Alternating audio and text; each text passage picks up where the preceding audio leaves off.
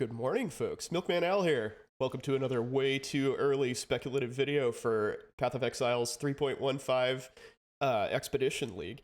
As you may know, I've had my eye on the Chaos skills that we first got a glimpse of in the League teaser that GGG released about a week ago now. And just yesterday, they released a first look at the level 1 skill and support gems that were going to be added to the game. So I finally got to see what these skills would look like in game. And since I was potentially planning on League starting with one of the Chaos skills, I was really excited about this. Unfortunately, Fordibben Rite, as you can see here, looks to be perhaps a bit of a challenge to start the League with. So I instantly set about racking my brain to figure out how exactly I could force fit this and make it work. The answer is I'm not sure that you can, but I sure as hell am gonna try. So first, let's actually just go through the gem here. So we don't really know what this is going to look like at level 20, right? Level 1, 15 to 23 chaos damage. That doesn't mean anything for how this damage growth is going to project. But the juicy parts here are that it deals 12% of your maximum life as base damage and 5% of your maximum energy shield as base damage. Chaos damage in both cases. The drawback, though, is pretty huge. So 40% of your max life and 25% of your max energy shield taken as chaos damage each time you cast it. And we got a nice glimpse of somebody using this inappropriately during Chris Wilson's Q&A session with Ziggy, as they basically just cast it a few times and then died. So we're going to try real hard to not be that person during this league start and survive our casting of Fordibben Rite. So how do you go about doing that, you may ask? Well, I've got answers for you. So there are several main options. The first and probably most obvious is to spec into Chaos Inoculation. Your life becomes 1, but you're immune to chaos damage, so the spell won't damage you at all. Now, that seems really good, but it limits you to only use the 5% of energy shield as extra damage. And really the juicy part of the skill is the 12% of your life being extra base chaos damage. And that completely removes it, since your life becomes 1. So while Chaos Inoculation might be a decent option kind of early on in this build, I don't think that that's going to be a good long-term solution at all. So what else can we do? So the next thing that kind of springs to mind is using a Glorious Vanity Jewel, which you can see I have socketed here, to get yourself Divine Flesh. So if we read Divine Flesh here, all damage bypasses energy shield, which seems super bad. 50% of elemental damage taken as chaos damage, also usually pretty bad, but 5% to maximum chaos res. So that's what we're going to play off of. We're going to overcap our chaos resistance to make sure that this skill does as little damage to us as possible. Take that, Fordibben Rite. The last option that I've seen mentioned is to use the armor called the Ivory Tower, which essentially incentivizes you to reserve your life in exchange for extra energy shield. So that way you get the benefits of a whole bunch of life and a whole bunch of energy shield, but it makes all of your chaos damage affect mana first. So in addition to stacking life and energy shield, you also have to spec pretty heavily into mana if you don't want to die. I feel like that approach could be pretty specialized and gear heavy, and since I'm trying to league start with this, I think that's an option I'm going to pass up for now, but it is something to keep an eye on and keep on the table for later, perhaps. So in case it wasn't clear from this skill tree, I've chosen to go the Glorious Vanity route. I've gone with an Occultist, because Withering Presence gives you a giant boost to chaos resistance. And since we're ultimately aiming for about 150 chaos resistance, you get negative 60 and we'll be capping out at 90 chaos resistance instead of the usual 75. You need all the bonuses to chaos res you can get, because that's pretty tough to get just from gear. Occultist also has Profane Bloom, which, since we'll be scaling chaos damage pretty extensively, will make our clear really nice. You'll scale the damage that the exploding enemies have as well, and hopefully you can get some pretty gnarly chain reactions out of that. The last aspect of this character that perhaps you noticed on here in the sidebar is I'm going for Poison. Kind of an unusual choice for Occultist, but I think with all of the chaos damage scaling that we're having, it's going to be worthwhile, and also it will help Profane Bloom chain react even better. So looking at this skill tree and these items, you may think, how exactly is this going to translate into a league starter build? I've been racking my brain trying to figure that out. And unfortunately, I don't think I have a real good answer for you.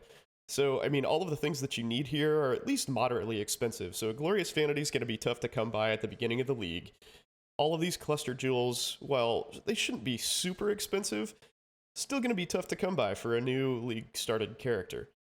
Devouring Diadem gets cheap pretty quickly, but again, nobody's going to be really killing Katarina at the very beginning of the league either. So the best thing that I can think of is basically just start out as Essence Drain Contagion. It's a tried and true build, it's exceptionally cheap to create, and it'll carry you well into the late game, no problem. Your single target damage may start to suffer a little bit as you progress into the later stages of the endgame, but hopefully by that time, you'll be able to afford some of this gear and get your Fordibben Rite kicked off. As for how to build an ED Contagion character, I will refer you to a guide that Zizaran made on a Chaos Spellslinger. I think it's a very well done guide, very useful, it's great for a league start, so I'll put a link to that in the description of the video for you. So once you get your hands on a Glorious Vanity, it's on. You are ready to rock. So how do we cap out Chaos Resistance? That's the real big question. So you want 90 Chaos Resistance, obviously, because you are going to be damaging the living shit out of yourself. So you've got a few good options, actually. So there's some Chaos Resistance on the tree down here. You will note that I have not gotten that, and we'll discuss why in just a second here. So what you really want to do is get access to Cluster Jewels as soon as you possibly can. The reason why is you can get this notable, Born of Chaos, +3 to max Chaos Resistance. That's going to go a long way towards capping out your Chaos Res. Picking up 2 of these shouldn't be terribly expensive, but it still may be a bit of a chore at the beginning of the league. To finish capping out your resistances, I recommend Sapphal's Frame. It's going to be really cheap. It's an easy way to get those extra overcapped resists. And there perhaps are better options like Apex Supremacy, but this is going to be difficult to get. You also have to rig some self-poisoning shenanigans to get the most out of it. I think overall Sapphal's is just a better choice, especially for a league start character. So where do you go from there? Well, fortunately, it's all gravy. Basically, we're just scaling chaos damage, getting some poison mixed in with that, and pumping up life as high as we can. As you see here, we've got 194% life. Should carry us through pretty well. You can get 6,000 life fairly reasonably with that percentage of a bonus. You can also see that I've chosen to get a few energy shield points, mostly out of convenience, but speccing into energy shield a little bit will also help your damage some, and I've chosen to use Devouring Diadem, even though the Eldritch Battery doesn't really do us a whole lot of good. Typically with the Devouring Diadem, I would use a Eldritch Battery and Mind Over Matter setup, but since we're basically taking only chaos damage here, that's not really going to do us much good, since it'll just bypass your energy shield anyway. So as you've seen here, I've got a fair amount of options gear-wise. I was toying around a little bit with using the golden rule for self-poison, because there are a few options that are pretty helpful for this build, like Apex Supremacy, which I highlighted earlier. If you go that route, you'll pretty much be obligated to use Mauve Conquest, so you're unaffected by poison. You're going to be dealing some pretty hefty poisons, and even with 90 chaos resistance, you don't really want that on you. But it turns out this is actually a pretty decent helmet for this build anyway. The life and energy shield it provides are solid, and the crit, if you decide to not go the poison route, is going to be very helpful for your build. The damage regeneration is kind of meh, but at least it's there. With the self-poison, you can use a Temptation Step, which is one of the new uniques from Ultimatum League. This will give you essentially always an extra 75% poison damage and 50 movement speed. Unfortunately, you get no life or energy shield here, so it's an okay option, but I think that there's better things available for you. Another interesting option is the Incandescent Heart, which grants you, again, quite a bit of energy shield and also life, but 25% of your elemental damage is taken as chaos, which, if you have 90 chaos resistance, essentially reduces your elemental damage by 22.5%, which obviously is awesome. Unfortunately, you pretty much waste the rest of the mods on this armor. Since you don't do any attack damage, you don't do any elemental damage.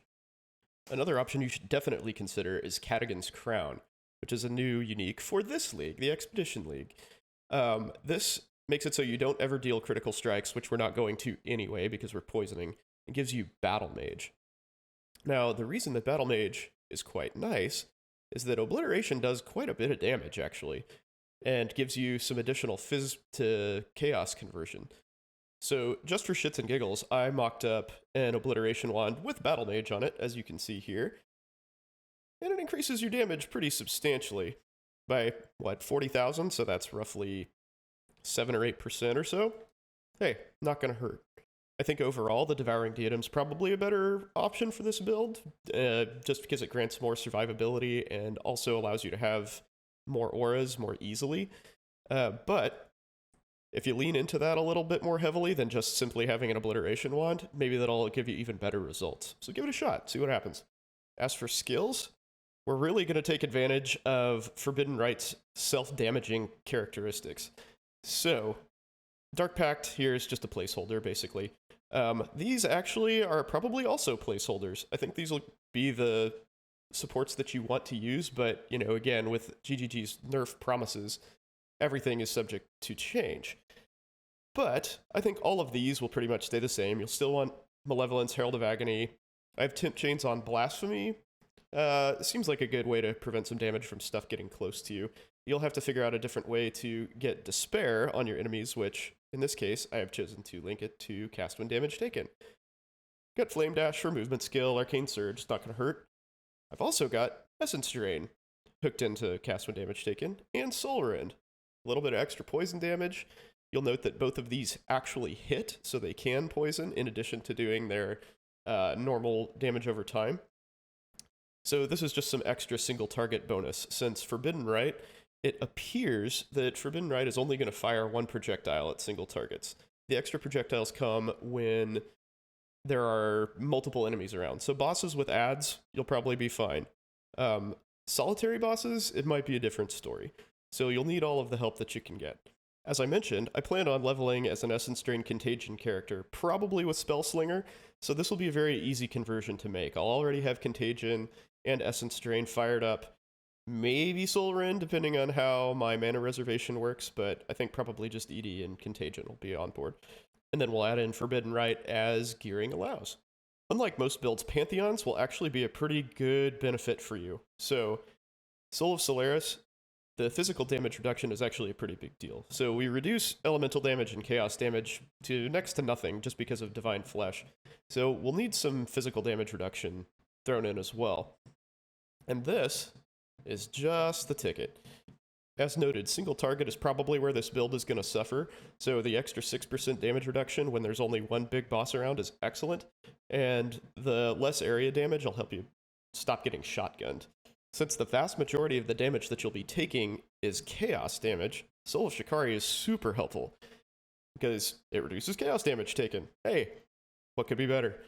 So to wrap up skills and a nice pretty little bow, you're going to be casting Forbidden Rite a lot. That's your main skill. And it will trigger Soul Rend and Essence Drain from cast when damage taken to augment your single target damage mostly, but it'll also help your clear quite a bit from the Essence Drain and Contagion. With any luck, Poison and Profane Bloom will also kick in and help you clear stuff from multiple screens away. We'll see how it goes. So the skill tree you see here is what I have in mind for what this character will look like at the end of the main story. You'll probably be level 68, something like that, upper 60s. So you'll have roughly this many points to work with, 77. As you can see, I've done my best to get a whole bunch of chaos resistance on the tree, some max chaos res here. Hopefully by this point you'll be able to afford a Sapphire's Frame. I think that's fairly likely. The part that may be a bit of a stretch is affording these Born of Chaos cluster jewels. A large cluster jewel is not a big deal. You can just get a cheap 10, 11, 12 passive jewel. And even at the beginning of the league, I would be very surprised if that cost you more than a chaos.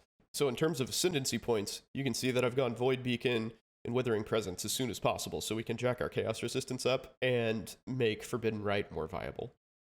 Ideally, you'll come up with a Glorious Vanity Jewel and stick that right about there real quickly, but I wouldn't count on it. It's going to be expensive, and they're, again, going to be kind of rare at the beginning of the league.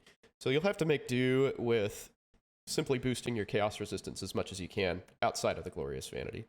Essence Drain and Contagion should carry you well into the late game. So it's not like you have to make the conversion to Forbidden Rite and Divine Flesh immediately. So for those of you with a bigger budget, I've prepared an alternate tree, which will give you a little bit more durability, also some flexibility in more access to cluster jewels. So as you can see, this build provides a little bit more life. Also some opportunities to scale armor a little bit more, so you can address physical damage a little bit more easily. So there you have it, folks. My early first thoughts on how to build into Fordibben Rite. We'll get a little bit better idea of how this build is going to look once all of the level 20 skill gems are released. But for now, I'm optimistic that it'll work. I think this might be a viable league starter, believe it or not. Even though we're kind of cheating and going Essence Drain Contagion first. So hey, if you enjoyed this video, you found it interesting, please like and subscribe here. And you can follow me live on Twitch from 8 to 10 p.m. Central. I'm MilkmanAl. Thanks for watching.